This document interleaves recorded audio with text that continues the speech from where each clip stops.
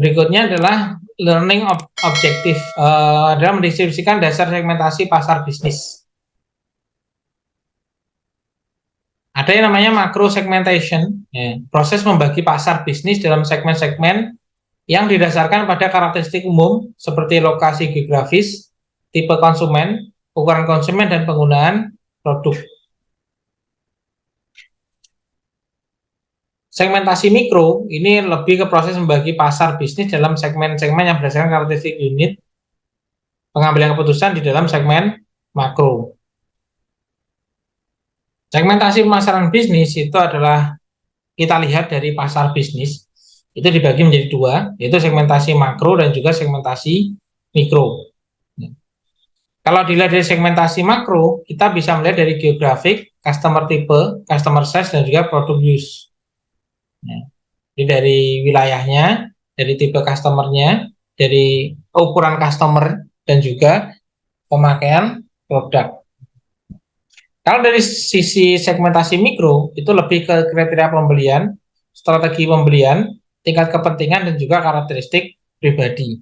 Jadi lebih ke personal.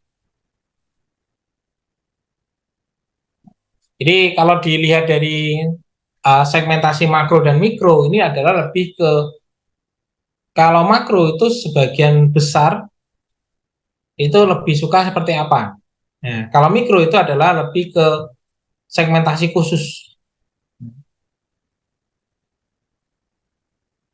Berikutnya adalah memilih pasar untuk dipelajari. Langkah-langkah segmentasi pasar itu adalah yang pertama, memilih pasar untuk dipelajari. Jadi pasar apa yang ingin dipelajari? Contohnya adalah remaja tadi. Berikutnya adalah memilih dasar-dasar untuk segmentasi, yaitu adalah kita lihat dari wilayah, dari umur, dari kebiasaan. Nah, ketika kita sudah memilih dasar-dasar untuk segmentasi, lalu kita lakukan select descriptor. Jadi kita mendeskripsikan lebih detail lagi tentang segmentasi yang akan kita lakukan. Berikutnya adalah profil dan analisis segmen. Nah, kita lihat secara personal mana yang segmentasi yang lebih baik. Berikutnya milih pasar sasaran, lalu merancang atau melaksanakan dan melakukan marketing mix. Berikutnya adalah pasar sasaran. Sekelompok orang atau organisasi mengatur rancangan implementasi dan mendirikan bauran pemasaran yang dimaksud untuk memenuhi kebutuhan kelompok tersebut, resulting in mutuality satisfying exchange. Yang pertama adalah undifferentiated targeting strategi, di mana pendekatan pemasaran yang melihat bahwa pasar dipandang sebagai pasar yang besar dengan tanpa segmen individu dan membutuhkan suatu bauran pemasaran tunggal. Jadi keseluruhan dilihat secara satu individu. Yang pertama adalah advantage. Hemat pada biaya produksi dan pemasaran.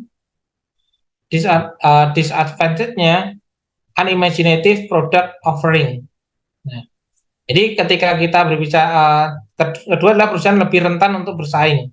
Nah, ketika kita memutuskan untuk melakukan strategi pemasaran secara dipukul rata, itu pun bisa, keuntungannya itu bisa menghemat biaya pada produksi. Kita bisa menjual lebih murah.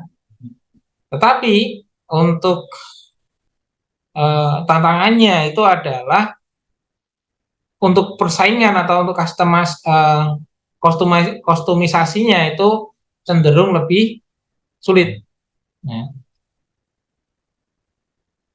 Yang kedua adalah concentrate targeting strategi, yaitu adalah suatu strategi yang digunakan untuk memilih satu segmen dari pasar dalam upaya membidik pasar. Jadi atau dikenal dengan istilah niche match, satu segmen dari suatu pasar, jadi lebih terfokus.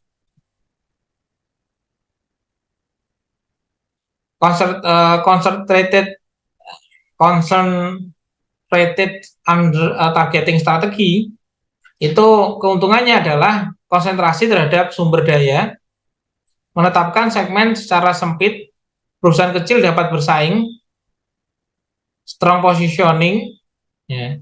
Jadi ketika kita menentukan dari besaran pasar, terus kita fokus ke satu pasar yang besar, maka kita akan kelihatan berbeda. Dan kita pun juga akan lebih kelihatan lebih daripada pesaing. Ya. Contohnya adalah Apple, ya, dengan positioning yang berbeda. Ya. Kelihatannya memang pasar yang ditargetkan itu kecil, ya, kelihatan kecil, tapi dari kecil-kecil itu mereka lebih besar daripada pesaingnya. Maksudnya apa? Contohnya ini dari 5 bagian ini. Nah, mereka menyasar hanya sekitar 20%. Nah, tapi 20% dari pasar tersebut itu lebih besar daripada 80% yang dibagi dengan banyaknya kompetitor. Nah, seperti itu. Tantangannya adalah segmen terlalu kecil atau ganti, ya. Kompetitor besar kemungkinan memasarkan pada segmen yang sama, ya. Itu tantangannya. Berikutnya adalah multi segmen targeting strategi. Ya. Strategi untuk memilih 2 atau lebih segmen pasar dan mengembangkan bahan pemasaran tiap segmen. Contohnya seperti ini, ya. Tantangannya adalah manfaatnya adalah kesuksesan finansial yang tinggi, ya. Economies of scale. Tantangannya adalah biayanya cenderung tinggi, ya. Adanya cannibalization. Ya. Jadi ketika kita berbicara tentang multi segment targeting, ini bisa jadi berhasil, bisa jadi tidak. Karena apa? Karena kemungkinan berhasilnya itu besar. Tetapi bisa jadi segmen yang kecil ini bisa tergerus ke segmen yang lebih besar. Untuk biaya dari multi segment targeting itu lebih besar. Istilah dari cannibalization itu adalah situasi yang terjadi ketika penjualan produk baru memotong penjualan produk perusahaan yang sedang eksis. Nah, jadi contohnya seperti ini teman-teman. Ada satu perusahaan itu yang mengeluarkan merek A. Nah, untuk me menyasar segmen A. Nah, tetapi dia juga mengeluarkan produk yang sama, ya, dengan dilabeli merek yang berbeda, produk B. Ya, untuk melakukan pemasaran ke segmen B. Nah, maka ketika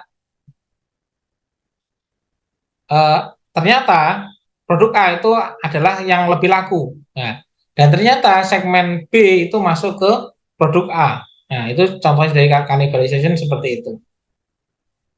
Berikutnya adalah bagaimana perusahaan melaksanakan strategi positioning dan bagaimana diferensiasi produk memainkan perannya. Jadi yang namanya segmentasi pasti akan muncul yang namanya positioning. Ya. Mengembangkan barang pemasaran yang khusus untuk mempengaruhi seluruh persepsi konsumen terhadap merek, ini produk atau organisasi yang umum.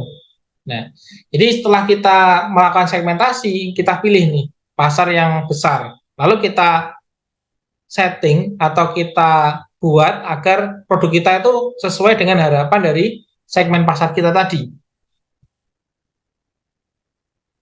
Posisinya adalah menempatkan produk, merek, atau sekelompok produk yang menempati dalam pikiran konsumen secara relatif dalam upaya persaingan.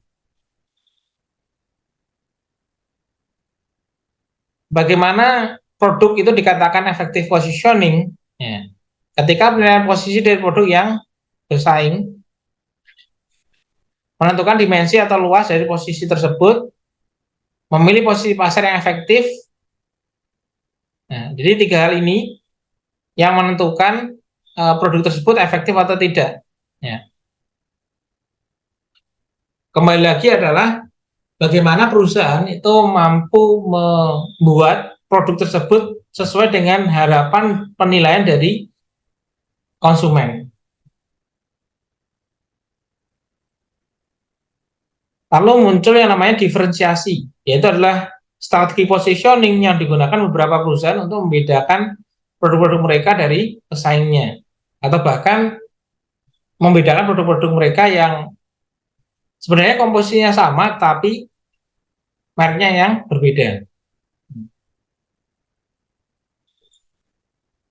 Ada yang namanya perceptual mapping, ya, menunjukkan penampilan atau penggambaran dalam dua atau lebih ukuran, lokasi produk, merek atau kelompok produk dalam benak konsumen.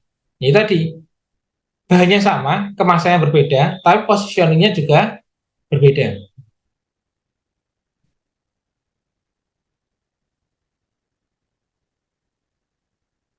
Contohnya dilihat dari konseptual mapping Levi's. Dilihat dari produk-produk Levi's, ini kita bisa melihat dari perubahannya dari produk yang lama dengan produk yang baru. Mereka lebih intens atau lebih menyasar produk-produk yang high price. Ya. Kenapa demikian? Karena mereka hanya membuat produk sedikit tetapi dengan keuntungan yang jauh lebih besar. Tapi itu desainnya pun juga akan berbeda. Ya. Desainnya juga akan lebih bagus. Ya. Tetapi mereka juga membuat produk-produk yang low price. Ya. Tapi dengan desain yang berbeda pula tentunya. Ya. Ketika positioning itu tidak berhasil, kita bisa melakukan yang namanya repositioning, yaitu mengubah persepsi konsumen terhadap merek dalam hubungannya untuk persaingan merek.